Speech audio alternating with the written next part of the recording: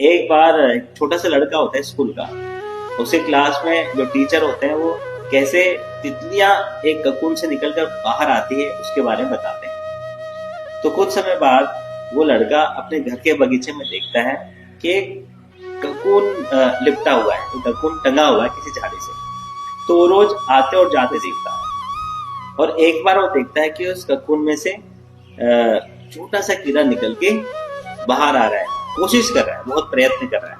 वो थोड़ी देर तो देखता है, फिर सोचता है कि शायद इसको मुश्किल हो रही है इस ककून से और इस जाल से निकलने में, मुझे थोड़ी इसकी हेल्प कर देनी चाहिए। तो वो क्या करता है, वो अंदर जाता है, कैंची लेता है और कैंची से उस ककून को काट देता है। और जो छोटा सा कीड़ा जिसको तितली बनना था, एक नया स्वरूप लेना था, वो नीचे गिर जाता है। क्योंकि जो वो स्ट्रगल कर रहा था, वो जो मेहनत कर रहा था, जो परेशानी उठा रहा था, उसी के कारण उसके जो पंख बड़े होते हैं और उसके शरीर में जो फ्लूइड भरा हुआ, जो लिक्विड भरा हुआ है, वो लिक्विड उसके पंखों में जाता और उसे ताकत देता उड़ने की कि वो नई उड़ान भर सके। परंतु उस लड़के ने सोचा कि मैं इसकी थोड़ी हेल्प कर देता हूँ और उसने उस ककून को काट दिया।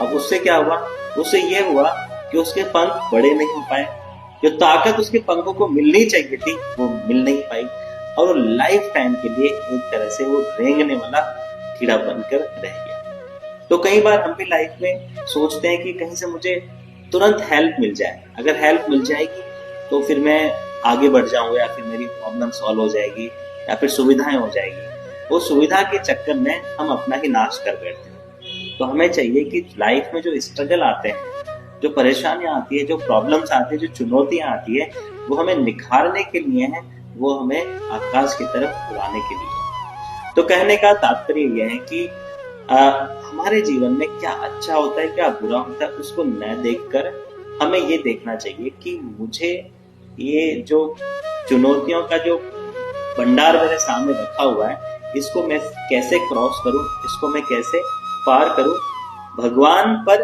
निर्भर रहते हुए। जैसे कि अर्जुन के सामने कितनी बड़ी चुनौती थी, पर अर्जुन ने एक कार्य किया, वो भगवान पर निर्भर रहा और निर्भर रहते हुए उसने तीर चलाया और उस युद्ध को जीता। इसी तरह से हमें भगवत गीता के ज्ञान को आत्मसात करते हुए, भगवान के चरणों में अपना सर नमन करते हुए हमें आगे बढ़ते रहना चाहिए। तो इसलिए बोलते हैं कि डर के आगे जीत है, क्योंकि ये सिक्के के दो पहलू है।